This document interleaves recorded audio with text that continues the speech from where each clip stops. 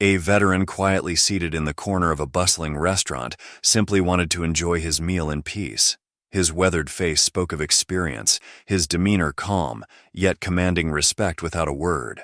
But behind the kitchen doors, the head chef, an outspoken woke woman, noticed his presence with growing contempt. When she overheard a brief mention of his military service, personal bias overtook professionalism.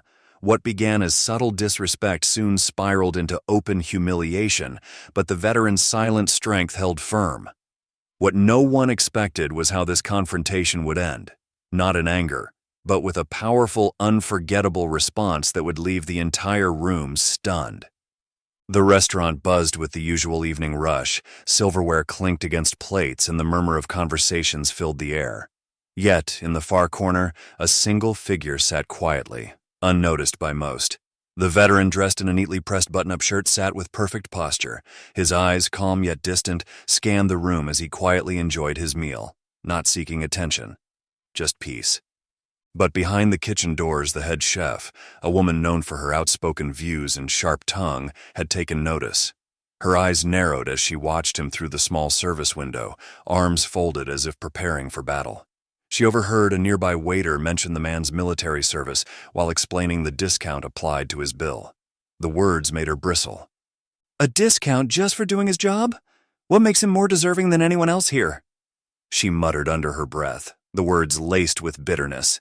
She called over a young server, instructing him to delay the next course for the veteran's table. "Hold his food back for a few minutes. Let's see if he feels so entitled after waiting a bit longer," she whispered, a smug grin forming on her lips. The server hesitated but nodded, too intimidated to question her authority. Meanwhile, the veteran sat unbothered, unaware of the hostility brewing from behind the scenes. Minutes passed. The delay became obvious. Patrons seated nearby had already received their food while the veteran's plate remained absent. He glanced at his watch but said nothing, his patience unwavering. Yet the chef, still watching, was growing more irritated by his calmness. She expected irritation, perhaps even a complaint, but the man's silence only amplified her frustration. She wasn't finished, but instead of letting it go, the chef decided to escalate her quiet protest. With a flick of her wrist, she summoned the same young server back into the kitchen. "Here," she said, handing him the veteran's plate with a forced smile that didn't reach her eyes. The steak, though cooked to perfection, was missing the side of vegetables it had been ordered with. "Send it out like this. Let's see if he's still so quiet when he doesn't get exactly what he wants." The server hesitated but obeyed, carrying the incomplete dish to the veteran's table with an apologetic expression. The veteran, still calm, gave a polite nod of thanks but noticed the missing side immediately. He didn't complain, instead cutting into his steak quietly while sipping his water. The chef, peering through the window again, clenched her jaw. Nothing. Not even a reaction? She turned to the other kitchen staff, her voice carrying just loud enough for the waitstaff to hear. "You know, people like that expect special treatment, like they're better than the rest of us just because they wore a uniform. This is a restaurant, not a hero parade." A few workers exchanged uncomfortable glances, but no one dared challenge her.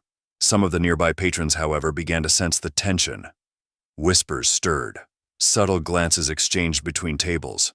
The veteran, though aware of the hushed remarks, remained composed, his weathered hands steady as he cut each bite with quiet dignity. The chef watched with growing irritation. She needed more, needed him to react, to show the entitlement she was convinced all people like him harbored. And so she pushed further by stepping out of the kitchen herself. Wiping her hands on her apron, she approached the veteran's table with a strained smile that barely masked her condescension. "Everything all right with your meal, sir?" she asked, voice laced with sarcasm as she glanced down at his plate. The veteran met her gaze, calm but unreadable. "Yes. Thank you." Her forced smile faltered for a moment. "I noticed you're getting the military discount tonight. Must be nice, huh? Special privileges just for wearing a uniform once?" Several nearby diners turned their heads, the tension rippling across the room. The veteran, still unshaken, simply placed his fork down with measured care. Ma'am, he said gently, I didn't ask for the discount. It was offered. The chef folded her arms, raising her voice just enough for more patrons to hear. Right, because people like you expect the world to keep bowing down. What about the servers here working hard tonight? What about the single moms, the teachers? What makes you more deserving? A hushed silence fell over the restaurant. Whispers spread. Some guests shifted uncomfortably, while others watched with a mix of curiosity and discomfort. Still, the veteran didn't take the bait. He sat quietly, absorbing her words with the kind of restraint only earned through hardship. The chef smirked, mistaking his silence for defeat. See? No answer. Maybe it's time we stop glorifying people who serve one country while ignoring the struggles of everyone else. The words hung heavy in the air. But instead of fueling the fire, the veteran gave a small, respectful nod. You're entitled to your opinion, ma'am, he replied, voice calm but unwavering. But that wasn't enough for her. The chef's frustration burned brighter, but the calmness in his voice only fueled her need to provoke a reaction. The chef leaned closer, her voice now sharp enough for the entire section of the restaurant to hear. You know, people like you think a uniform makes you untouchable. But I wonder, did serving this country give you a free pass for the rest of your life, or is it just a way to get handouts? A few gasps echoed from nearby tables. The tension was no longer subtle. It was palpable. Conversations halted. Patrons exchanged uneasy glances, unsure whether to intervene or let the confrontation unfold. The veteran, still composed, set his utensils down carefully, folding his hands on the table. His weathered face remained calm, yet his eyes, those deep, knowing eyes, revealed a weight of experiences no one could fully comprehend. The chef, mistaking his silence for submission, pressed further. That's what I thought. It's always the same story. Serving overseas and expecting people to treat you like a hero when you're just... The veteran raised his hand gently, stopping her mid-sentence. His voice, low yet commanding, cut through the tension like a blade. Ma'am, you don't know me, and I didn't come here to be honored. I came here for a meal like everyone else. The room fell into complete silence. For a brief moment, the chef seemed caught off guard, but her pride wouldn't let her back down. She folded her arms tighter, shaking her head. That's not the point. People need to stop worshiping the military like it's some... Suddenly, the door to the kitchen swung open. A line cook, who had been watching quietly, approached the table with trembling hands holding a folded napkin. Chef, he said softly, voice barely above a whisper. You might want to read this first.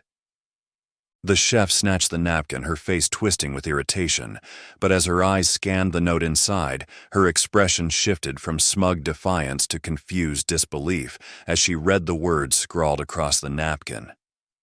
He was there the night my brother never came home. Please show him respect. The message had been left anonymously, but the chef's eyes instinctively darted back to the veteran, who remained seated in quiet dignity, unaware of the note. For a moment, the arrogance she had worn like armor faltered, but she refused to let it break her. Folding the napkin into her apron pocket, she straightened her posture, masking the brief glimpse of vulnerability with renewed hostility. Turning back toward the veteran, she raised her voice, deliberately loud enough for the entire restaurant to hear. You know, it's funny how people like you always expect everyone else to feel sorry for you. Wearing that uniform doesn't make you better than the rest of us. The entire room went still. Forks clinked against plates. Murmurs hushed. The veteran slowly stood, his calm presence filling the space with more power than the chef's voice ever could. His face showed no anger, no resentment, only quiet disappointment. He reached for his wallet, carefully placing a few bills on the table, and then looked directly at her, speaking softly but clearly.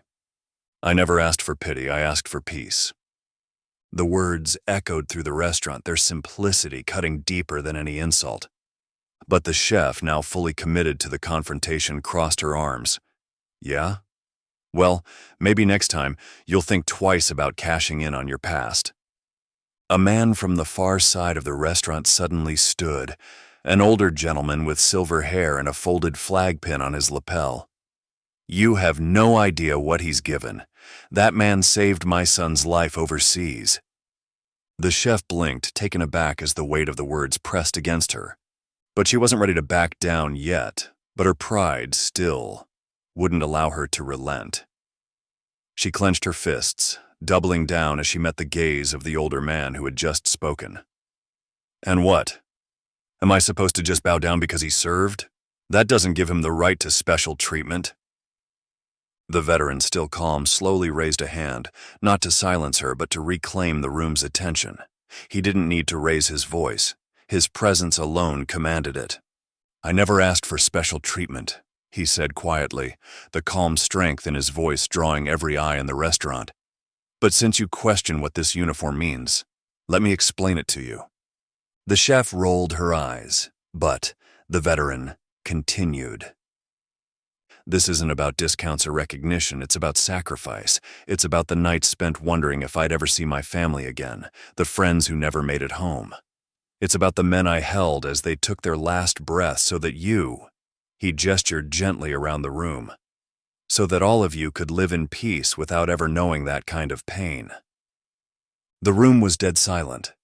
The chef's smug expression faltered, her arms lowering slightly as his words settled in. The veteran's voice, though calm, carried a weight that pierced through her walls. "I didn't serve for praise. I served because I believe in this country, even when it's easier for some to tear it down than to understand the cost of freedom." The crowd was spellbound. Some nodded solemnly. Others dabbed their eyes. Even those who had seemed indifferent now felt the gravity of his words. The veteran took a steady breath, his voice softer now, but no less powerful. "I'm not asking for your gratitude. I'm asking for basic respect, for those who gave everything and never came home." The chef, clearly shaken, opened her mouth to speak, but the words wouldn't come, and then the silence broke. Not with words, but with the soft sound of chairs sliding back. A man near the bar stood, placing his hand over his heart. Then a young woman near the entrance followed, eyes glistening as she quietly nodded in the veteran's direction. One by one, more patrons rose from their seats, not out of protest but in quiet solidarity. The chef's face paled as she watched the silent wave of respect spread across the room. For the first time, she wasn't in control of the narrative. The power had shifted entirely, and it wasn't because the veteran demanded it, but because he had earned it. The veteran, still standing, bowed his head slightly, acknowledging the silent support, but his focus remained on the chef. "Respect," he repeated gently, "isn't something you demand. It's something you give. Whether someone served, teaches, raises a family, or works in this kitchen, it's not about proving who deserves more. It's about seeing people for who they are, not just what you assume they represent." The chef swallowed hard, her arrogance visibly crumbling. The truth of his words was undeniable, yet she struggled to let go of her pride. But the restaurant wasn't waiting for her approval anymore. The energy had shifted. Even the servers, previously hesitant to get involved, now looked at the veteran with admiration. One of them, the young waiter who had served the delayed plate, approached and softly set the missing side dish before the veteran without a word, only a respectful nod. The veteran offered a simple, "Thank you." His tone warm, but there was still unfinished tension hanging in the air. The chef, though shaken, wasn't fully ready to accept defeat. Her lips parted to respond, but before she could speak, the veteran gently raised his hand, not to silence her, but to offer one final moment of grace. "I'm not your enemy," he said softly, his voice echoing with sincerity. "You're entitled to your beliefs, just as I was free to serve for the right to have them. But tearing someone down doesn't make your point stronger. It only reveals what's missing inside." The chef's mouth opened, then closed. For the first time, she seemed genuinely lost for words. Her eyes shifted from the veteran to the silent crowd, the weight of the moment pressing heavily on her shoulders, but her pride still lingered, fighting the vulnerability rising within. I wasn't trying to disrespect your service," she stammered, though her tone lacked conviction. The veteran nodded slowly, his expression kind, but firm. I believe you weren't, but actions speak louder than words. The truth struck deeper than any public humiliation could have. The chef's defenses were crumbling, her eyes welling as she struggled to process the weight of her behavior. A small voice broke the silence, and it was the young waiter from earlier, now stepping forward with a folded cloth napkin in hand. His voice trembled as he spoke. Chef, he saved my uncle. My mom told me the story when I was a kid. It was him. The chef's face went pale. The connection was undeniable. The room felt heavier with every revelation. She stared at the veteran, realization washing over her like a tidal wave. But no words came. And in that silence, the veteran offered a parting nod, quietly placing a generous tip beneath his plate. He turned to leave, but just as the veteran reached the door, a voice finally broke the silence. Wait! The chef's voice trembled, the defiance completely gone. Her eyes, once sharp with judgment, were now red-rimmed with shame. She took a hesitant step forward, as if the weight of the moment was physically holding her back. I was wrong, she admitted, her voice barely above a whisper but echoing in the silent restaurant. I let my pride blind me. I judged you without understanding. I'm sorry. The veteran paused but didn't turn just yet. His hand rested gently on the doorframe as the entire room held its breath. Then, finally, he faced her. I appreciate your words, he said softly, but I don't need an apology for myself. If you truly understand, show kindness to the next person who sits at that table, whether they wear a uniform or not. The chef nodded, her composure breaking fully as a single tear traced her cheek. The weight of his forgiveness and the lesson had finally pierced her heart. The restaurant remained silent as the veteran exited, his presence lingering long after he was gone. The impact was undeniable. The chef stood in place, humbled yet transformed. Without speaking further, she turned back toward the kitchen, wiping her face as the weight of what had just occurred settled fully. And as she passed the young server, he whispered softly, I think he changed all of us tonight. The lesson was clear. True strength isn't in winning arguments, but in standing firm with dignity, even when faced with cruelty. And that day, a quiet veteran reminded an entire room what honor truly meant.